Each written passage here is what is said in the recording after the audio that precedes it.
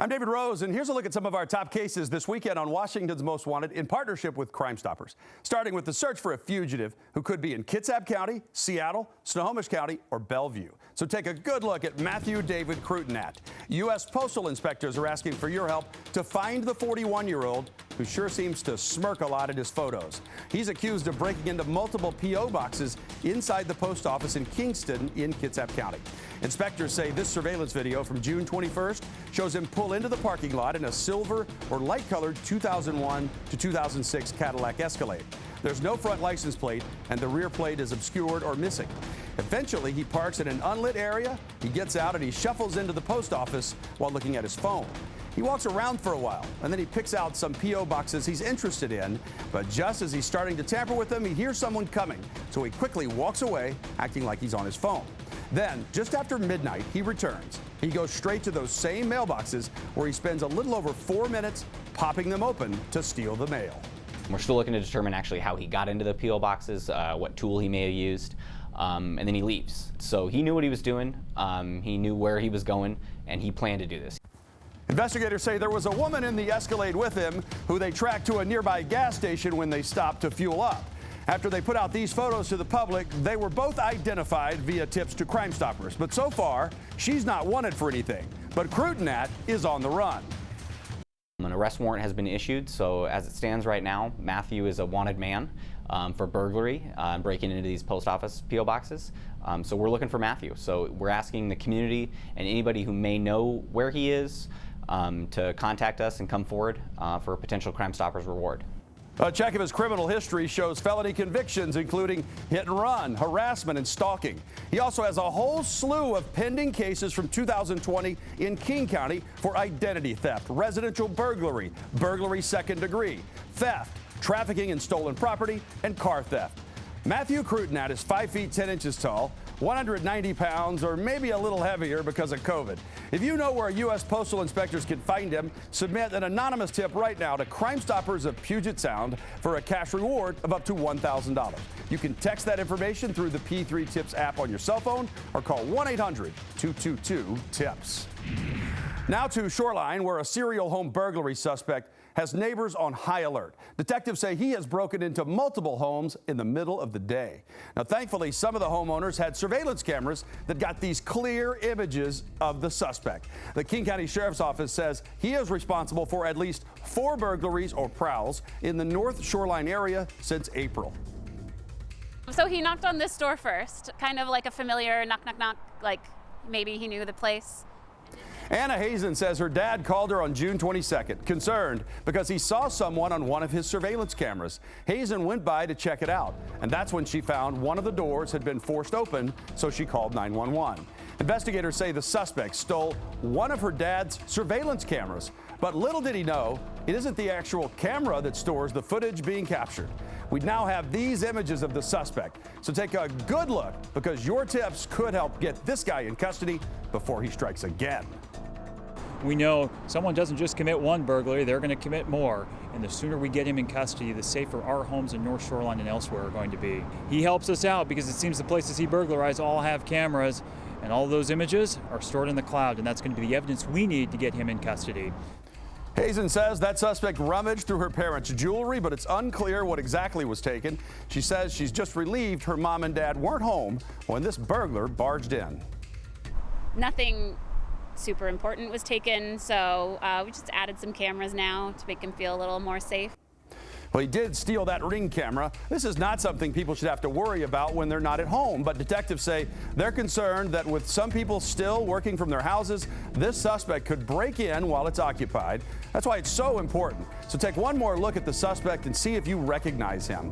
We did some research on the logo on his gray hoodie that he's wearing. It appears to be for a youth football and cheerleading squad in upstate New York. If you recognize this man or know where deputies can find him, please submit an anonymous tip right now to Crime Stoppers of Puget Sound. You can text it through the P3 Tips app or call 1-800-222-TIPS. Crime Stoppers is offering a cash reward of up to $1,000 if you know his name. Tonight, Pierce County Sheriff's deputies are asking for your help to find this wanted child predator. Kevin Zerfast is 65 years old, 5 feet 7 inches tall. He weighs 235 pounds. He was convicted of first and second degree child molestation in 1998. Now he has a felony warrant for his arrest for failure to register as a sex offender. Deputies say they're concerned for the community. The longer he's out on the streets, kids are in danger. He needs to register his address as required by law. We really need the community's help with this. We don't want him out there committing more crimes. We want to make sure he's abiding by his conditions. It's not that he's on probation anymore, but he's a sex offender for life, and that requirement needs to be met. And if you know where to find Kevin Zerfast, please submit an anonymous tip right now to Crime Stoppers of Tacoma Pierce County through the P3 Tips app on your cell phone, or call the hotline. You will be paid a cash reward of up to $1,000 for information that leads to his arrest. To Grant County now, where the search is on for this jail escapee. Carlos Camarena was serving a 240-day sentence for burglary and theft when he took off in Ephrata. He was a jail trustee working in the kitchen. He was taking out the trash when he decided to make a run for it. He's scheduled for release in January of 2022, so we don't know why he decided to run, especially since he had trustee status. He had a lot more freedom to do other things around the jail than to be locked up behind bars. But whatever it was that cost him to do that, we want him back. So we're asking anyone if they know where he's at to let us know so we can go pick him up. Carlos Camarena is now wanted for first-degree escape. He's 25 years old, 5 feet 10 inches tall, 160 pounds. He's believed to be somewhere in the Grant County area, but really, by now, he could be anywhere. If you spot him, call 911. Or if you have information on his whereabouts, dial the non-emergency dispatch number at 509-762-1160. Tonight, Kitsap County Sheriff's detectives have just about wrapped up an armed robbery case, thanks to some great Crime Stoppers tips from you and outstanding work by Detective Mike Grant, Detective Dave Meyer, Sergeant Dave Bowman, Bremerton Police K-9 Esco and his handler, Officer Chris Fadley, and the Bellevue Police Crime Lab. Now, it all started when this suspect walked into the 76 gas station in Silverdale on June 26th with a handgun and demanded cash, Marlboro Reds, and the clerk's cell phone. Detectives say when he left, he tossed that cell phone. But this guy wasn't alone. A short time before the robbery, the second suspect that I dubbed Goldilocks for his blonde curly hair came into the store to scope it out. He was driving this blue Ford Focus station wagon used as their getaway car. When deputies arrived, the suspects were gone, so they called in Bremerton PD's K-9 Esco. The K-9 did a track. We weren't able to find the suspect, but the K-9 did a great job and found a piece of evidence, which turned out to be the cell phone that was taken from the clerk at the time of the robbery and then discarded. So K-9 located that cell phone. Our sergeant on duty, who just happened to be freshly promoted, came out of detectives, so very experienced in crime scene type of stuff, knew how to preserve that evidence of the cell phone, did a great job of doing that. We found a fingerprint on the cell phone, pretty good fingerprint. We sent that to our partners over at Bellevue Police Department Crime Lab, who did a terrific job and in short order gave us back a name. That name was Evan James Corelli. The 28-year-old was arrested and appeared in court last Friday, where he's charged with first-degree robbery. It's requesting the court set bail in the amount of $50,000 in this case. The defendant is clearly a significant and extreme threat to the community. This is an act of violence with a firearm. The defendant's a convicted felon. I believe that there's no less restrictive alternative than setting bail, and I actually believe it should be higher than $50,000, so I'm going to set the bail at $100,000. Good for that judge. Well, then detectives turned their attention to the second suspect and his vehicle. Thanks to Crime Stoppers tips from you, they located the Ford Focus and impounded it. Interestingly enough, the car that we put out was a blue Ford Focus station wagon. Well, since the airing of your story, it had been spray painted a different color and changed in a couple of minor ways to try and conceal its identity. So, but that didn't throw us off. We got the car. We have it. We're getting ready to serve a search warrant on it here soon. Then Wednesday night, deputies got another good tip that the second suspect, identified as Jacob Dalton, was at a local casino. He was arrested and booked into the Kitsap County Jail for first-degree robbery, with bail set at $250,000. He also has a $50,000 bail for a failure to appear in court on a case out of Paulsbo. I hope Goldilocks finds his porridge and his new bed at the Kitsap County Jail just right. He's Washington's Most Wanted Capture 1,215, thanks to tips from you. It's pretty rare for everything to fall into place the way this one did. The fingerprint on the phone was a very good fingerprint. You know, that the person was in our system already, that Bellevue was able to do that for us that quickly. The tips that the viewers gave us coming in very quickly, right on target. Everything worked well, and it's nice when things like that. When partnerships work with the police and community to get things like that done quickly. An update now on a case we first brought you last weekend involving the search for two thieves. On June 12th, they stole a flatbed truck from a hay business in Carnation and a welder that they loaded onto that Ford F-Series truck. Turns out that pickup had been stolen in Mount Lake Terrace on May 31st, along with some business checks. Not long after the truck was spotted on the surveillance footage, it was located on June 25th near Black Diamond, crashed into a utility pole. Deputies found blood all over the driver's side, so the thief was injured. The owner of the stolen truck saw our story and says it was totaled. So the two suspects detectives are trying to identify are active in both Snohomish and King County. The theft at Valley Hay set the company back 2 weeks and cost thousands of dollars. The suspects parked at a nearby business to the hay company. Then one of them climbed over a fence, stole the welder, and loaded it into the pickup truck that the second suspect drove off in. The first suspect then returned and stole an '89 flatbed truck that he rammed through their gate. He turned onto the highway with that fence still lodged between the truck's bumper and grill, sparks flying. A King County Sheriff's Sergeant spotted it, tried to get the suspect to pull over, but decided not to chase after it for the safety of the public. The truck was later found abandoned about 20 minutes after that in a cul-de-sac in Carnation. It had significant transmission and ignition damage. You can see it pull up on this surveillance footage. The suspect then hops out of the cab and quickly walks away. One of the owners of the hay company says that even though they got their flatbed truck back, they don't expect to ever see that welder again. We are out there, trying to be good members of society, so it'd be great if they could maybe get a job and go buy their own stuff, because whatever they're selling that for, or whatever reason they need it, they're not going to get much out of it. So it really just affected us a lot more than it could have ever affected them. We know Stillwater, we know Carnation. There is a strong ethic in that community, and this activity just will not be tolerated. Let's get these folks in custody.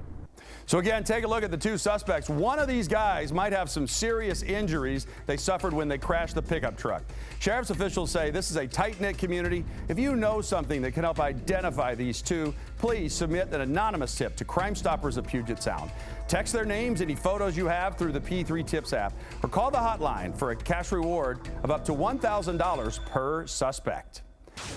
Tonight, King County prosecutors have charged a suspect accused in 13 felony cases. His alleged victims are older women and men. So take a look at Giorgio Christopher Stevens. He's got multiple warrants for his arrest. Renton police say the scam starts when he damages their bumper, then offers to repair it for a small fee, asking for their debit card, which he then uses to steal their money. Many of the cases are from January to March of this year, but prosecutors say there may be more victims who haven't filed a report yet.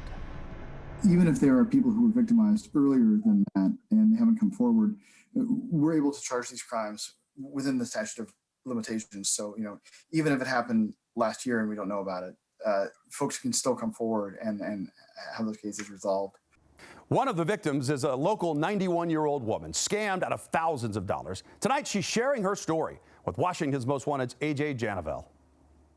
We all depend on the kindness of strangers every now and then. He was so nice. He was one of the sweetest, nicest people you could ever ask for. But nothing about 91-year-old Francis Lee's interaction with this man turned out to be kind. It's very hard to say no to somebody that looks like they're really trying to do you a good turn. Back in January, Lee walked to her car from the bank on a particularly bad day for her arthritis. I'm hobbling because it was so painful. She says a man came up to her and said her car bumper was broken. A flapping fender it's making a banging noise. And I thought, that's crazy. I'm hard of hearing, but I can't believe I'm that hard of hearing. But it's all a lie.